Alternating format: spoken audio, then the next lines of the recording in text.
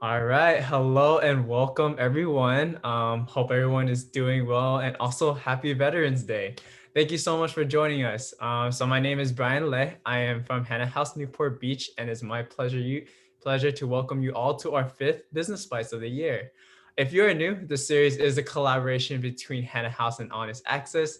Honest Access is an innovation and consulting firm, and Hannah House is a flexible co-working space and cafe in two locations, Palo Alto and Newport Beach. We are still temporarily closed, but we do offer these free virtual events every month to bring thought leaders to share their insights and experiences. We have an amazing panelist discussion today. And before we get into that, we do have some housekeeping items. This session is going to be recorded and will be emailed out to you as well as uploaded to our Hannah House YouTube channel. Please utilize the chat to ask any questions throughout the session and engage with the virtual community. And at the end of the session, a survey will be sent out so that we can let us know what we can do to improve the sessions. Follow us on social media to stay updated. And without further ado, I'm going to pass it along to Kelly from Honest Access as today's moderator. Thank you very much, Brian. Thank you and welcome to all of our attendees. We're thrilled to have an esteemed expert panel joining us today for the virtual business bites on jobs and the future of the workforce. As Brian shared, my name is Kelly O'Connell, and I'm the Executive Vice President for Honest Access. And my role today is really just to moderate and bring in the expert leadership that we have joining us. So with no further ado, I'd like to welcome our panelists and give them each the opportunity to share a little bit about their background and role with their organization. So Michelle, if you don't mind introducing yourself. Yes, of course. First of all, I want to say thank you to everybody for attending. I know it's a holiday and I know it can be lunchtime for some of you. So thank you so much for your attention and time. And thank you to the panelists and to Kelly. Everybody joining together is great. Now, with that being said, I am here because I'm an educator that teaches freshman composition at the college level right now. I'm based out of Laredo, Texas. I am also a former dance coach, and now I'm shifting a little bit into mindset coaching. So I have a certification to be a master life coach. And with that, I also kind of expand a little bit and bring in thought leaders into my own space. And I do a podcast entitled Beat the Clock. And from that, I'm really stretching that out as well. So it's this whole little vision. And I recently wrote a book entitled Breakthrough Fear, and that debuted as #1 on Amazon in its category. So I am very happy to be here. I am also a PhD student studying communication. So I'll be majoring in interpersonal communication and organizational communication. So I'm very happy to be here. Thank you so much, Michelle, for joining us. Jay, if you'd like to introduce yourself. Hi, everyone. Thank you so much, Kelly, and wonderful to meet all the panelists today. My name is Jay Polaki, and I'm the founder and CEO of HR Geckos. We are an HR technology and management company based out of Maryland. I've been an entrepreneur, very, very new to the field, only for a couple of years now. And while I handle clients internationally across all HR Geckos markets, I primarily live in Maryland and love to write, grow tomatoes, and solve crossword puzzles. So I'm happy to connect with you on social media. I'm on LinkedIn and Twitter, mostly for professional purposes, and I do have a Facebook blog. So do connect. I'm going to follow up on some gardening tips after today's session, Jay. Dr. Cathleen Greiner, if you'd like to introduce yourself. Hi, good afternoon. Hi, yes, I'm Dr. Cathleen Greiner. I'm the Regional Director for Business and Entrepreneurship sector in Orange County, California. I work for the California Community Colleges, which is the largest public educational system in the world, with some 117 colleges representing 2.1 million students. My background, I am a longtime educator and have worked in the university system, as well as for the last many years and for the California Community Colleges, as I just noted. I started out in the classroom teaching both religion as well as business, because I have degrees in both of those areas. I'm a small business owner still with my family of a ranch in Eastern Oregon, but most recently in this capacity of working with the community colleges just in Orange County. We're focusing on workforce and economic development and a program called the Strong Workforce Program. In the last month, just focusing on that alone, we've offered 2 workshops on the future of work with a focus on the millennials and Gen Z, which was utterly fascinating and 100% appropriate. And then last Friday, as part of our Power Session series, an emphasis on mission critical skills in the time of COVID-19 with a focus on business and entrepreneurship as well as education. So happy to be here today and very much look forward to emphasizing the future of work is now. Thank you very much. And last but certainly not least, Stephen, if you'd like to introduce yourself. So I'll go with what everyone else said. Thank you for having me on, and certainly excited to be on this panel with everybody here. And thank you for everyone who's attending.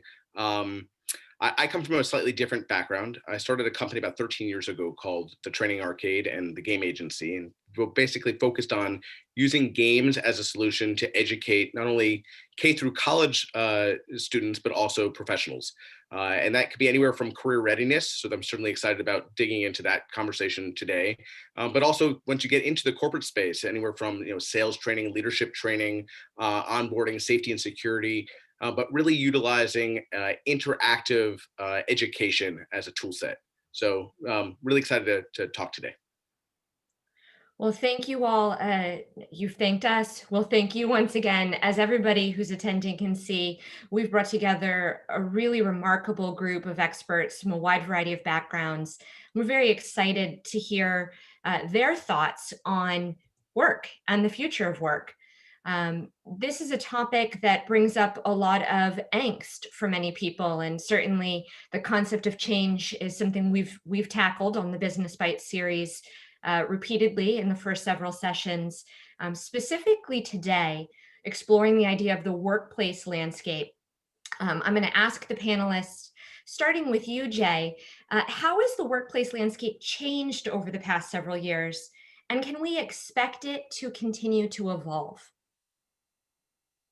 That's a great question, and one that I've thought about for a long time now. I've always known that technology was going to be a big part of our future. Hence, I started my own technology company, but there you go. But I didn't know how large a role it will play. I think, frankly, no one knew till, prior to COVID-19, we were accelerating, we were enjoying the technological incursions into our workplace and kind of also putting up a wall against the incursions because everyone fears change at certain stages of their life, at certain times in their career. And in the world of work, I don't think anyone was prepared for this dual disruption of both the automation and the economic impact of COVID-19 that has really made the world of work a different place, a different landscape, totally different for most of us. For some, it could be dystopian, but I still, I'm holding on to hope, and I think it's a utopian future ahead for us because we can work alongside with machines, shoulder to robotic shoulder is how I call it, and definitely, I don't think that the rate at which the pace of jobs are going to be replaced by machines is going to change.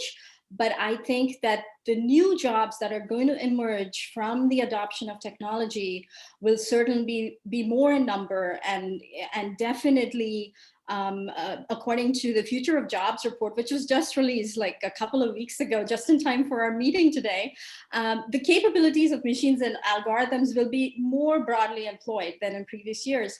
But then the report also says that the work that's performed by humans is not going to be easily replaced by machines. So the emotional piece, the connectivity piece, all of that is going to stay with us for a long time. I think as long as humans still rule the world. So, and there's no Terminator scenario in the horizon yet. Hopefully, never. But if anything, COVID-19 has brought this whole consumer grade employee experience to the forefront. And sitting at home, we are able to do so much and order, and the food comes home. There are so many things that you can do at the click of a button, and that's being translated into the world of work as well, because that's what you'd expect with remote work taking a bigger role in our lives right now. So I really am optimistic, cautiously optimistic, but definitely optimistic. There are no terminators in our future, and we'll definitely be more productive and more healthier because of this shift in our workplace and in the landscape. Well, thank you, Jay. What a way to kick us off on today's panel. You certainly brought up so many interesting talking points. And I love your enthusiasm. We may use the "there's no terminators in our future" as our highlight line on the recording. One thing that you brought up is that people haven't anticipated the extent of this change. And as I hand over the conversation to Dr. Greiner and ask for her opinion, as an educator and a leader preparing our future workforce, I'm curious about that concept and how your team is expecting the workforce to evolve. Thank you. And I'm just going to build on some of the really essential elements that Jay brought up as well. And I'm going to start off with especially the rate of change. So if any of you have been experiencing acceleration and the rate of change, the pace picking up, you're not alone. And in fact, that acceleration is something that is now truly impacting the workplace. And I can speak from specific experience that our students are going through and the surveys that we're now constantly supplying them. But one of those, of course, is the slow march towards virtual learning immediately happened in almost an overnight, and in many cases here in California, a 72-hour period. So instead of this kind of gradual, we should work from face-to-face, maybe into a hybrid, and have elements around the edges with virtual or 100% online learning, that rate of change was like many of the L-shaped spikes that we've seen, whether that's in the economy and education, but the pace of change in the workforce is occurring as well. We're finding that more and more students are being employed because of the skills that they already have in their hip pocket. One of those specifically is social media. Let me give a quick example of that. I was working with one of my colleagues and we were standing up an early career mart, bringing together employers as well as student employees in Orange County. And the title of our career mart, if you will, it was OC Engine, really that bringing together that transformative type of energy. And afterwards, the business partner said, "Hey, after I gave my pitch about the community colleges, he said, I'd like to explore maybe bringing on, a couple of students and as employees, maybe as interns. So I had him fill out a list of the top 5 categories that he would want, social media being at the top of that, being able to reply cognitively to an email, being able to follow up, that is kind of a sustainable relationship. Speaking of relationship, being able to sustain one in terms of especially a business type of environment. And then finally, just that personableness on all of those wrapped into one. So those were the key characteristics. I submitted that to a number of faculty throughout our business and entrepreneurship programs, got a few folks to submit. Just to fast forward, he has hired 3 students. One of them has transferred to UCLA. He's noted to Kai, please don't tell anyone else on my team. He's gone from 3 to 9 employees here in the CV-19 era. Please don't tell them that you're still a student because I'm fronting you as if you were, certainly a full-time employee, but also a high-level employee because of the sorts of skills that the student is displaying. It goes right to the point of this acceleration and evolution of the workforce. It will continue to change. Thank you very much. I think what a wonderful transition to Stephen and your expertise around employee development and workforce development of the existing employed staff within companies. If you wouldn't mind talking to us a little bit about what you anticipate in terms of change in the workforce landscape, that would be great.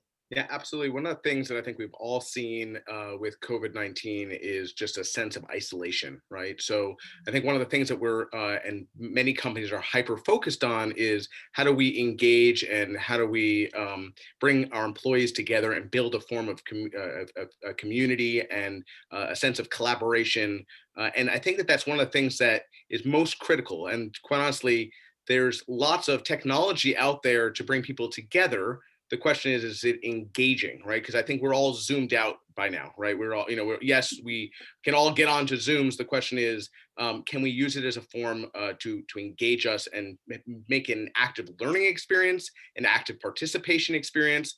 So one of the things that's been very interesting is looking at the evolution of games overall as a tool and interactivity as a category to make sure that meeting facilitation is a lot more interactive, making sure that training when you can't be in person is a lot more collaborative, whether or competitive, but making sure that people are engaged, right? And I think that the reality is that sadly, most likely for either several months or at least another year, we're going to be separated. So it's something that we've had now about 9 months to figure out, and we probably have another year to improve. So it's really interesting. But to Kathleen's point, I'm really glad you brought it up. We see that the millennial generation that's entering into the workforce, they have some of these skills and some of these expectations based on how they interact with each other.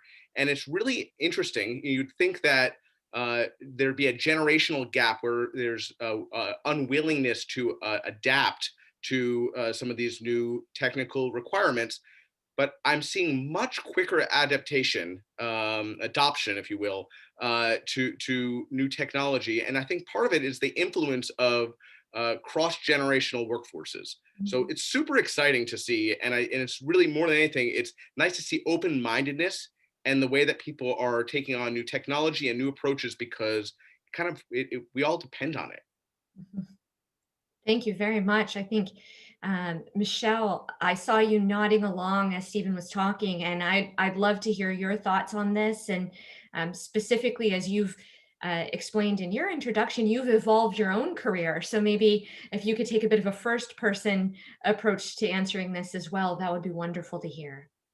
Yes, and I was going to say that because I am a millennial, that's what I would be classified as. And I really think that, like you're saying, millennials are very adaptive, and that's going to be key in moving forward, right? I'm literally carving out an entire alternative stream of income through this time. And I think that I'm not the only one in my generation doing that, right? I'm going to be educating, but I'm also going to be coaching and consulting. So just to kind of touch on what everybody has been saying, of course, adaptation is going to be key. Creativity, I think, is going to be key because we're going to have to collaborate in a way that we've never collaborated before. And we have to create spaces through Zoom or otherwise where we can have sustained innovation, not just little pockets of, oh, that was really good. No, it's like, how can we maintain that momentum? And so in 2007, there was this book that really rocked the business world called Macroeconomics. And I'm reading that currently for my PhD classes, right? And so with that book, they stressed how there was this collaboration to invent Crest white strips, right? And that wasn't actually in-house. That was partially done through P&G, I'm sorry, and then a company that specializes in biopharmaceutical stuff called Corium. So through their research and design, and they were actually working on like face stuff, they used the same texture that we now use in Crest white strips. So they collaborated and they were able to find, kind of an uncommon new innovation. And I think that's going to become way more normal moving forward, especially after COVID-19. We're going to be more excited to come across these innovations rather than slowly grinding the axe, so to speak. And I also think that there's going to be a larger demand for leadership, right? And not leadership in the traditional sense where it's glamorized at the top with one person, but really overall, this giant communal sense of leadership, because we live in an information era that is kind of outpacing our capacities, right? So some people may feel overwhelmed, or it might be too tedious So with the lack of education and with the lack of time, we're going to need people to really rise to the challenge and have a generation of thought leaders that are willing to kind of guide the generations forward as we continue to transition into this digital economy. Wow. I think we could spend all day probably just talking about this first question. You've brought up so many important concepts, but I'm going to ask us collectively to change gears for just a second and consider something that, Jay, you initially brought up what feels like a few minutes ago now, which is the role of robotics and the role of artificial intelligence. And Michelle, you're touching on this a little bit, the pace of change and our capacity for change. But now let's look at this concretely and say, will they be displacing workers? There's this kind of public media talking point that robotics are going to be eliminating frontline and administrative jobs. So Dr. Greiner, I'll start with you this time and ask, will there be jobs in the future? Is there a workforce in the future? Absolutely. And I want to focus on 4 primary areas. I've just attached a report in the chat room for reference as we go forward. The title of that report put out with the collaboration between the colleges as well as the Orange County Department of Education is called Dimensions of Defensibility. So what are the skills to be defensive, to be successful and continue to be employed in the future? It goes right to the heart of this question of will there be jobs in the future? One of some of the findings of that report, I think I could summarize in 3 or 4 different ways. Number 1, cognitive skills. Anything that has to that requires critical thinking, problem solving, what we might in other settings call the entrepreneurial mindset, that will not be replaceable. And that therefore is one of those skills that's quote unquote defensible in retaining and or building jobs for the future. The second one just really goes to what we were talking about, and that's that sense of leadership. Certainly in working not from the top down, but in a teamwork type of environment. So jobs that have those kinds of aspects, again, problem solving, but bringing together some of the multi-generational approaches and analytics that has been referred to as well. All of those pieces will be critical in leadership, that maybe a servant leadership type of model that has been explored by Greenleaf and other leadership organizations in the country. So cognitive skills, leadership and teamwork skills, and of course the code word that we've been using all throughout this conversation, which is adaptability. It kind of goes back to that Darwinian point of adapt or die, or even what Peter Drucker largely talks about with regard to entrepreneurship and innovation. In other words, always build in time and responsiveness for disruption and turbulence. Don't wait for those things to happen. Build that into your strategic planning and analytical skills. So those are the top areas I think that built on this Dimensions of Defensibility report, but also a McKinsey report that came out on global leadership that addressed many of these same types of characteristics. There will be jobs in the future, but probably less emphasizing the technological aspect and more on the types of responsiveness skills that I've just mentioned. Thank you very much, Kathleen. Stephen, I'd love to hear your thoughts on this. Well, if you just think about history, technology has been replacing jobs, since the horse and carriage was turned into a car, right? I mean, like the reality is that it's not like this is something in the last few years or the last few decades. I think that a lot of what Kathleen said is really true. There's a lot of job protection in particular categories. And I think that that's just because human beings have a distinctive skill that machines in many cases don't. There are, however, I will say that in my opinion, while AI and technology overall is often used to do things faster or do things cheaper, sometimes they can do things better. And so, I'm going to use possibly a different definition of adaptive, right? But I think about adaptive learning, right? And I think about a lot of what we focus on and and really the learning community is focused on from a technology standpoint is building learning solutions that can adapt to the learner much quicker on an individual basis than any individual educator can do, because you have a class of 15 or 30 people. You can't be focused on each one on such a micro level. And so what's really nice about AI in many ways is, if when programmed correctly, is you can get down to making sure that whether it's career readiness or other type of training and education can be really customized to that individual. So that's really exciting in my mind, and something I don't think to be overlooked. Thank you very much. Michelle. Yeah. Well, I also see all the benefits in AI as well. And I just want to bring up some statistics that I was able to find for this question specifically. So these are just, conjecture and projections for the future. So 25% of American jobs are at high risk of automation. 1 million jobs will vanish completely by 2026. And probably the most, astonishing is that 65% of primary school-aged kids will end up having jobs that don't exist yet. So again, we see this necessity for adaptation. And yes, there will be jobs, but maybe they're not going to look the way we thought they would, right? But I think that we're starting to transition into how to really navigate our culture in a way that aligns with the reality that we're in right now. We were always working and educating our children like if we were living in the industrial era, right? And now COVID-19 has really pushed us to have to adapt. Maybe we were, negligent or unaware, but regardless, now we know, and we have to align everything in a way that really fits the demands of today.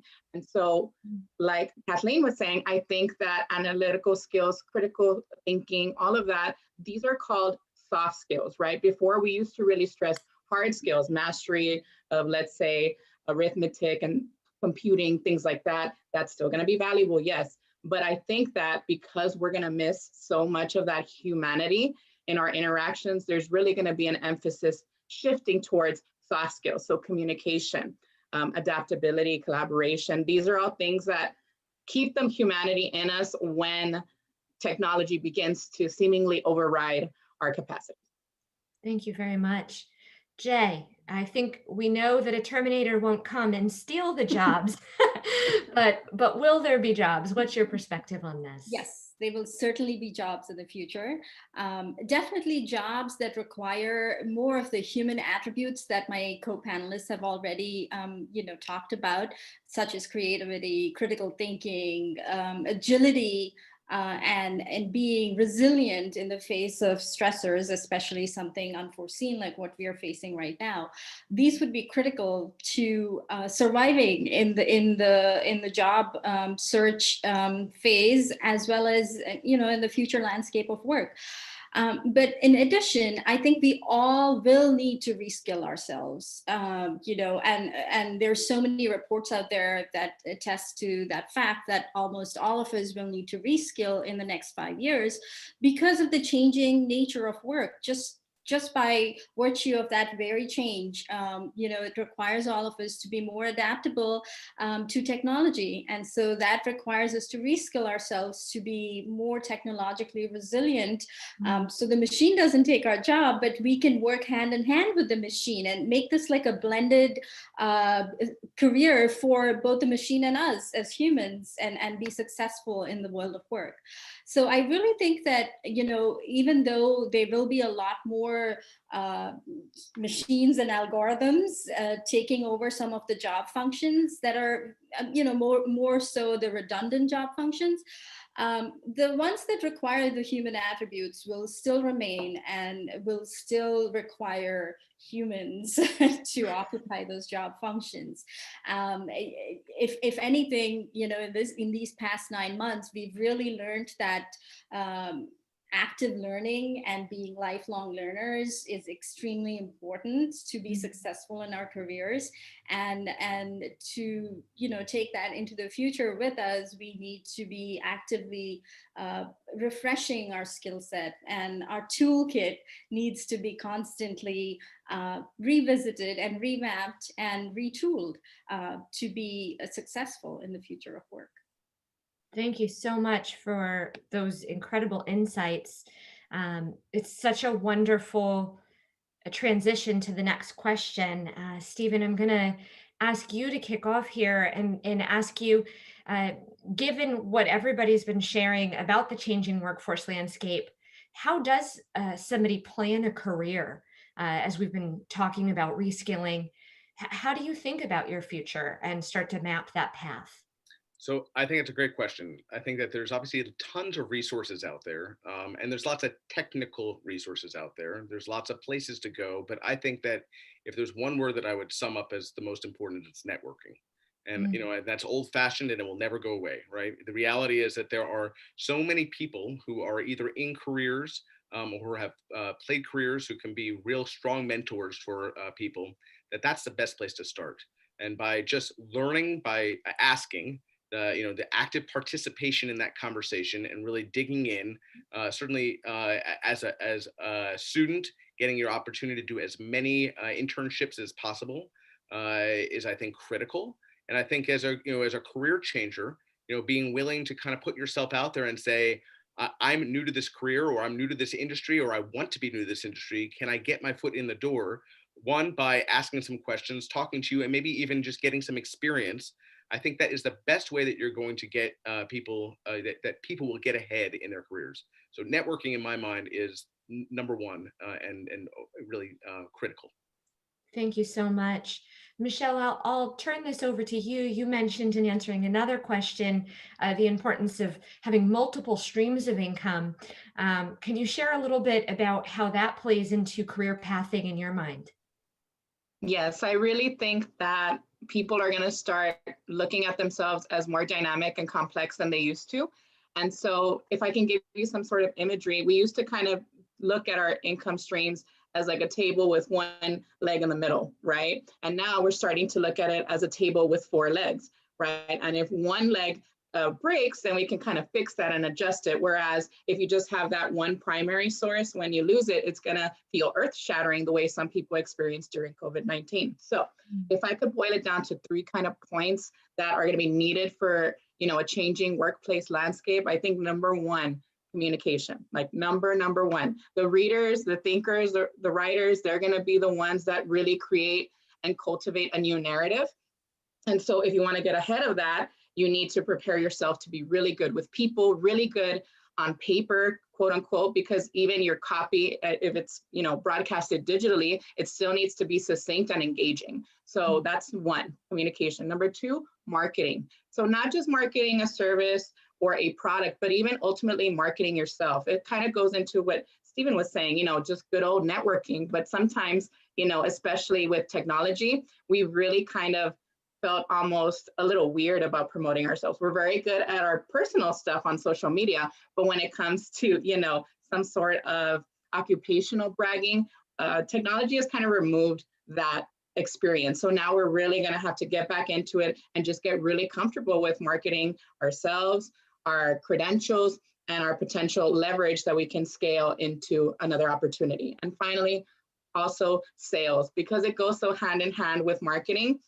If you can master sales, you can pretty much adapt to any change of circumstance, I think. And I say that even for me, just as goal setting, because I'm not the most comfortable in sales. We all get these ideas of like used car salesmen sometimes with sales, but it's really going to change, I feel, because we're seeing that we need to cooperate. So instead of coercion into buying something, it's going to be cooperation to see how we can help each other out. So those three things are going to be, the pinnacle of what makes you competitive in this new working landscape. Thank you so much. I'd love to hand it over to you, Kathleen, and get your insights on this topic. Just building on the previous two comments, which were just super. The only thing I'd like to add that has both breadth and depth is diversity and situational awareness.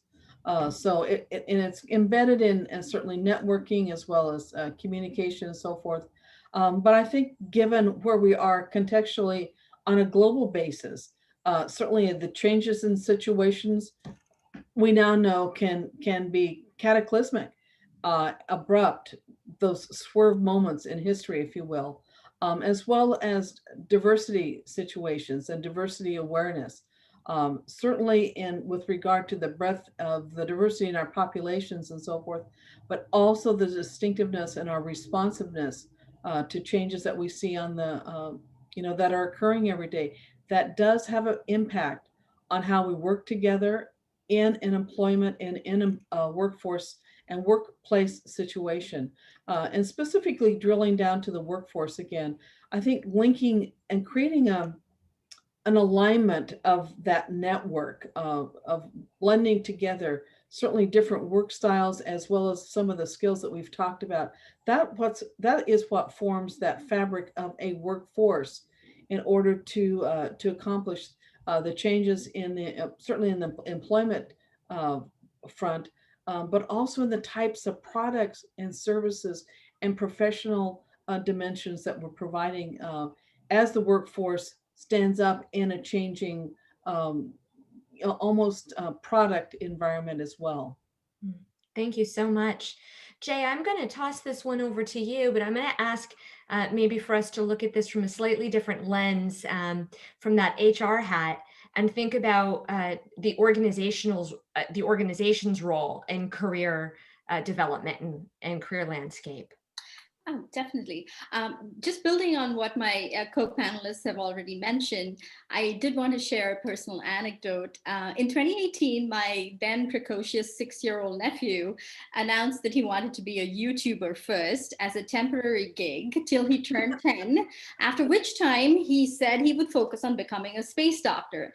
Now, this really got the career coach and the HR person in me thinking about the future of this next generation and how they think about work and jobs and how they plan their career. And as an HR professional, what do I have to do in the workplace to make that happen for the future workforce, right? So like Michelle mentioned, this is a gig economy, and we are, with 2020, we have seen how big the gig economy is, and we are moving towards it full throttle, right? So as a company, we've always worked to hold on to our employees, keep them engaged, keep the employee experience piece just to the purview of our business, of our industry.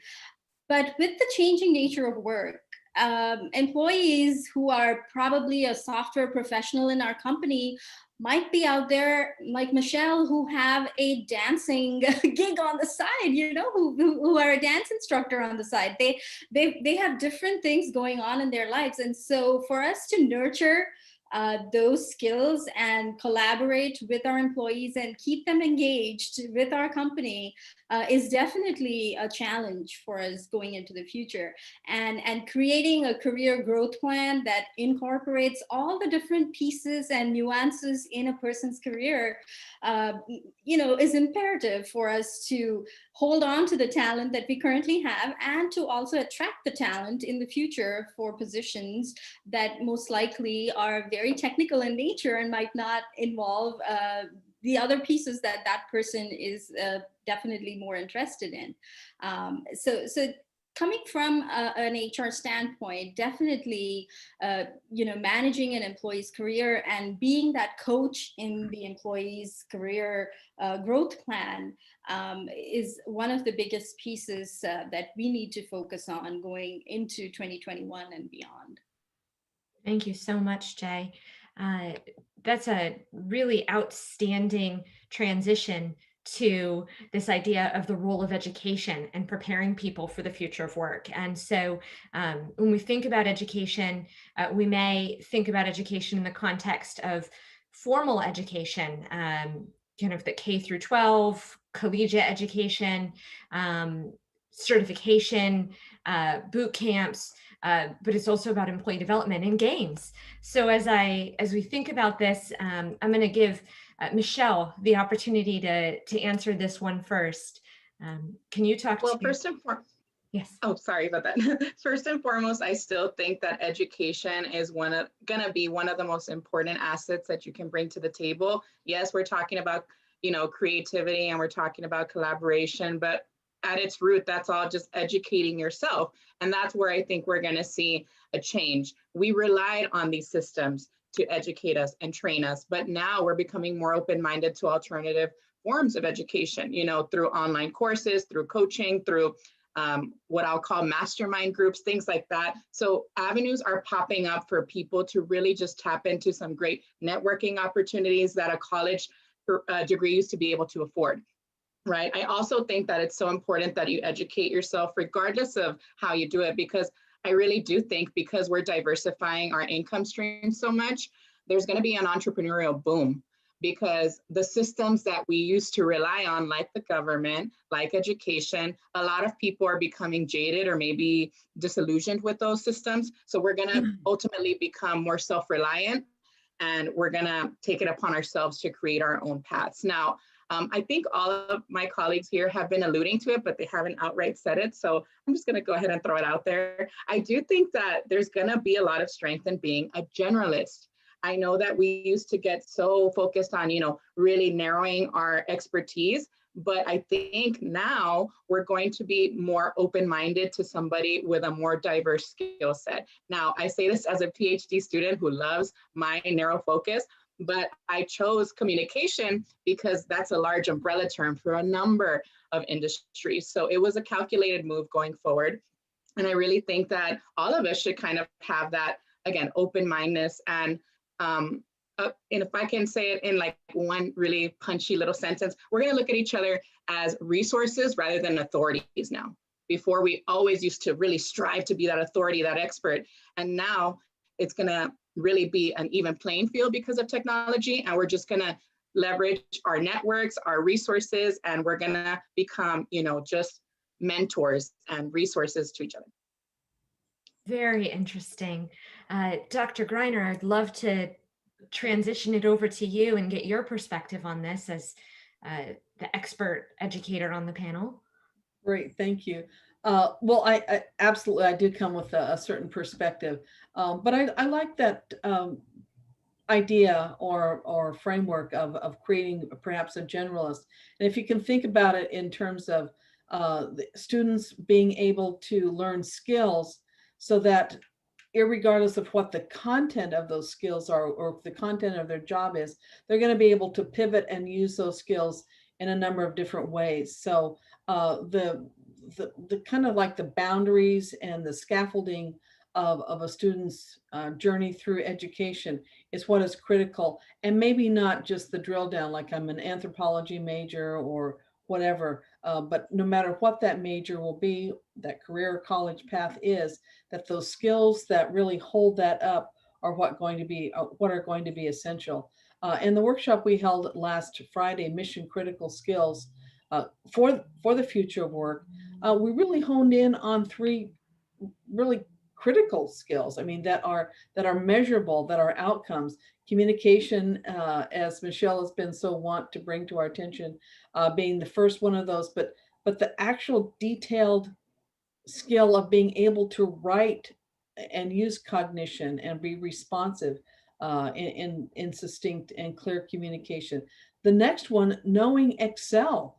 I know that sounds like one of those very drilled down, but employers are wanting people to be able to manage, organize, operationalize, functionalize products, employment, and the responsiveness to the changing consuming industry and the way that we consume products and professional services.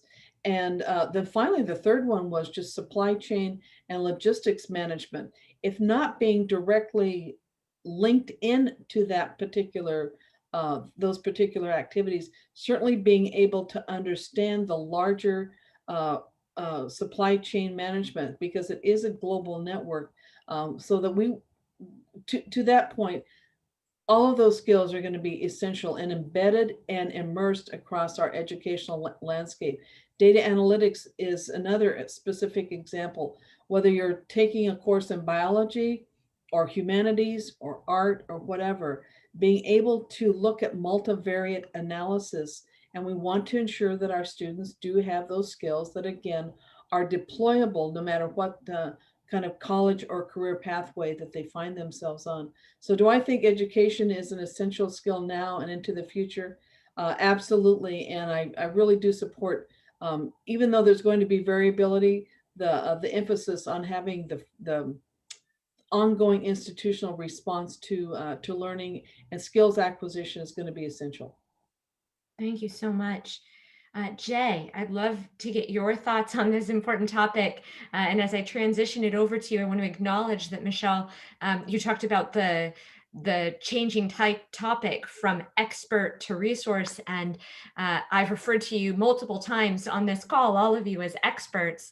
And I think as I transition this one over to you, I'll say to our resource, Jay, I'd love to know from your perspective the role education will play. Well, I can certainly tell you that education is pivotal to our success in the future. The world of work definitely is moving towards the, the technical side of things. But as my fellow panelists have already hinted, though technology is central to work, it's all the other attributes that are essential that cannot be cultivated without attending probably a formal learning program that's offered through our educational institutions. Kathleen just alluded to the data analytics piece, which is so essential to any job of the future. Take, for example, just human resources. There's so much data in human resources departments that has not been utilized to the best of its capabilities because we haven't had the data analytics piece in HR. We don't have the skill set to do any of that analysis, and it's highly important for us as HR professionals to develop that side of our skill. And so, a focus on nurturing all of these other unique skill sets like the critical thinking piece, and also coaching and training individuals to work in diverse environments, which again which has been brought to the fore with all the agitations that have been going on in society this year. How do we thrive? The ability to thrive in a diverse environment.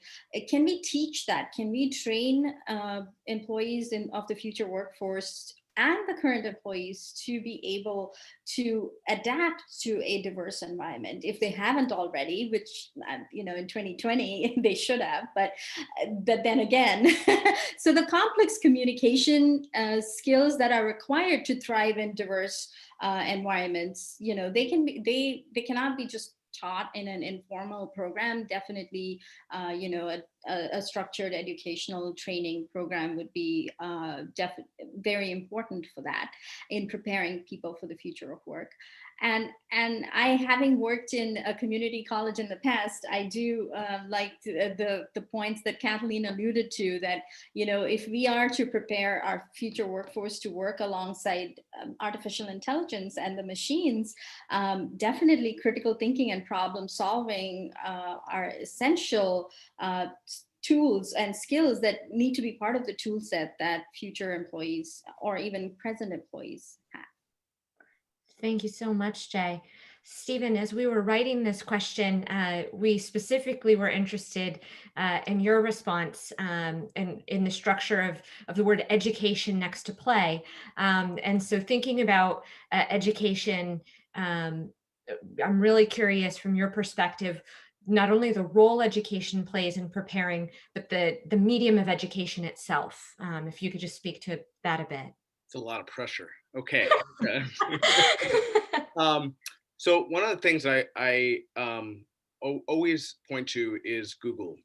Google's a really interesting company because we all think of them as obviously a technology giant, but they identify 7 of their 8 most important hiring skills or soft skills, right? That's problem solving, thinking critically, empathizing, making connections, being intuitive, communicating and listening, and being coachable, right? And so the reality is that I love looking at that because they are, they epitomize the future of technology, right? But at the end of the day, when they talk about what is most important when they think about their workforce, it is those soft skills that, coming almost full circle on the conversation we were having earlier, that really are going to set us people aside from AI, right? We're going to really be able to have a really critical place in the workforce.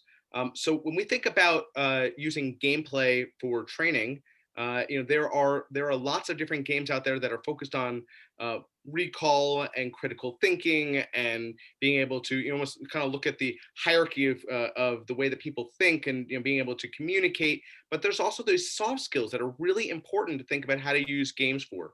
And whether it is branching dialogues or whether it is human connectivity, there's lots of game mechanics that can start to teach these skills and have people try out these skills, in many cases fail, learn from their failures so that once they're in the workforce or in a situation, they can succeed.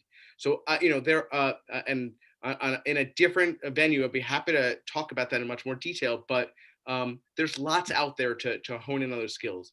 There's two other things that I heard just my fellow panelists talk about, which I think are really interesting. One is thinking about the generalist.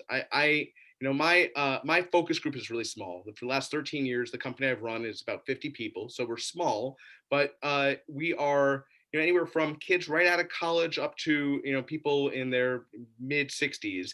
And what's really nice is that you see the average person's been with our company for about 5, 6, 7 years. But what's really nice is it's a very flat organization. And I think that the organizations that approach their communities that way, it's not about how, it's not a hierarchy or how long you've been in the workforce or, what your title says. It's about how can you be an effective resource, going back to that term, to others, and how can you pull in other resources to make you more effective in the workplace? And I think that the more that we're all generalists and can all lean on each other, the more effective our organizations are going to be. The last thing, and sorry, Kelly, that I wanted to say is when we talk about technology and human resources department catching up, we are hyper focused on using XAPI data as a construct to really pull in that pull in analytics. So if you're not familiar with what that is, it's really interesting to think about what do we know, what information can we glean from a human resources standpoint about our employees. What information can we glean from a training perspective? What information can we glean from how they're performing in the sales function or what other functionality? And can we weave together all the data on that individual to have a full picture on who that resource is? And and that's what XAPI is all focused on, is really pulling in the 360-degree data on any individual employee. And that gets really exciting because when you have that data, you can really, one, make them a better employee over time for your organization and for their function, or you can two, identify where can they be more effective, where can they grow, where can they have the biggest impact. So from a technology standpoint, there's so much that can be done, not only to educate, but to also analyze our employees and make sure that we're setting them up for success. Thank you so much. I think certainly no need to apologize. This conversation we could extend many times over, and there's so many important concepts that you've all raised. One transitions very nicely into a question that we received from the audience. And so I'll just share. The audience is a comment/question, which says, HR applicant tracking systems need to be modified to not screen out generalist resumes over specialist resumes. Is there a move to make the ATS, applicant tracking system, more smart to look at a generalist over a specialist? And so I'm going to toss that one over to you, Jay, if you don't mind talking for just a second on the role of the ATS and how it plays into that screening process. Definitely. Great question, Bob. The ATS, as we all know it, is one of these mysterious machines that takes a look at our resume and then tosses it into a trash can. I can tell you for sure it's not that. There's always a human overseeing all the resumes that come in through the ATS. When you say that, how do we make the ATS more smart to look at generalists over specialist resumes? There is a human that's smarter than the ATS looking at all of these resumes. And they're called screening questions that you answer when you apply to a particular position. They are only meant to enhance the recruiter's, knowledge of your particular skill set. They are not there to eliminate you from the process, the selection process. There is always a human recruiter looking at all resumes that come into any department at any time. And if a company is not doing this, then definitely they're in for a very big litigation, because there is only so much that a machine can do. And I'm saying this with 20 years of experience doing this. A machine can only do so much. We can never eliminate the human piece from any technology. There cannot be 100% automation in human resources. And I've said this many times, and I'll say it again. There has to be the human piece, because we are human resources. And so we will always have the human interaction and the smart human looking over the smart machine at all times. Thank you so much, Jay. I'd like to make sure that we have time for all of the audience questions. So I'll give other panelists, if we have time after this one, the opportunity to respond to that one. But this next question was shared. It seems like nowadays people change jobs more frequently. Sorry, my screen scrolled. It seems like nowadays people change jobs more frequently. Traditionally, it seemed that a job candidate was considered stronger if they stayed in the job for at least 2 to 3 years. Any thoughts on balancing between gaining experience and trying new things? And I'll toss that one to you, Michelle. I see. That's what I was going to say. Is there a certain person you want to address that one? And I can say this because I'm trying it right now, and I'm trying to strike that balance. So am I about to go and quit my stable teaching job that I love while I pursue these entrepreneurial ventures? No, that would not be wise, especially in a pandemic. But I think that's what we need to do. We need to just kind of appreciate having our spare time and utilizing it in a constructive way, right? Getting off social media, getting off platforms that make us binge watch for hours, right? And if you're here, you probably don't have those habits as much as other people do, but they're still present, right? And so it's about really just capitalizing on that extra time in a way that you can explore, right? So become more of a creator than a consumer in your spare time. And I think that's going to be key, because you can maintain your steady, reliable job so you can, on paper, stack the resume and be vetted in a way that's advantageous, but you also want to open yourself up to another potential income stream and another potential industry, right? And I'm not saying to go from one extreme to the other, where you're, I don't know, doing education and then you go maybe law enforcement. That seems like a little more polarizing, but naturally you'll find yourself being attracted to a certain industry that kind of merges nicely with the one you're already in. And in that way, you're strengthening your skill set in both industries. So kind of like what Kathleen was saying, no matter the industry, being adapted and being able to kind of implement this skill set in any place. Thank you very much. I think just as we get close to the end, I'll plan to hand it back to Brian, but I want to acknowledge an audience response back to this idea of applicant tracking systems and the role that they play. Certainly today, software is designed by a combination of human development experience and artificial intelligence that helps to build on the logic. So software's often building on itself, whether that's an applicant tracking system or an education tool. And in that, there's room for inherent bias. There's room for misapplication of an ATS so that it doesn't have human oversight over that resume process. And so I would just say that done correctly, there's a blend, kind of bringing the theme together. Done correctly, there's a blend between the benefits of automation, the benefits gained through machine learning, and through the precision of software and the precision of robotics, and the empathy and nuance of the human interpretation of that data. And I think that there are examples that we can identify everywhere where there's some misappropriation of that.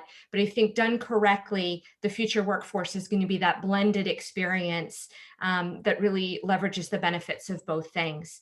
I want to thank everybody for the incredible discussion, both in the chat and the contribution from all of our resource leaders here today, speaking with us. Each of you gave me a lot to think about. Brian, I'd love to hand it back to you to wrap us up. Thanks again. Awesome. Thank you so much, Kelly. Again, just as Kelly said, thank you, panelists, for such an amazing and insightful conversation. And to our audience who took their time out today of a Veterans Day to listen into, hope everyone's going to have a great rest of the day. I am going to be attaching the feedback survey onto the chat box. And again, we are going to be uploading this replay onto our Hannah House YouTube channel and emailing out to everybody. So yeah, thank you again so much and have a great rest of your day. Thank you, everyone.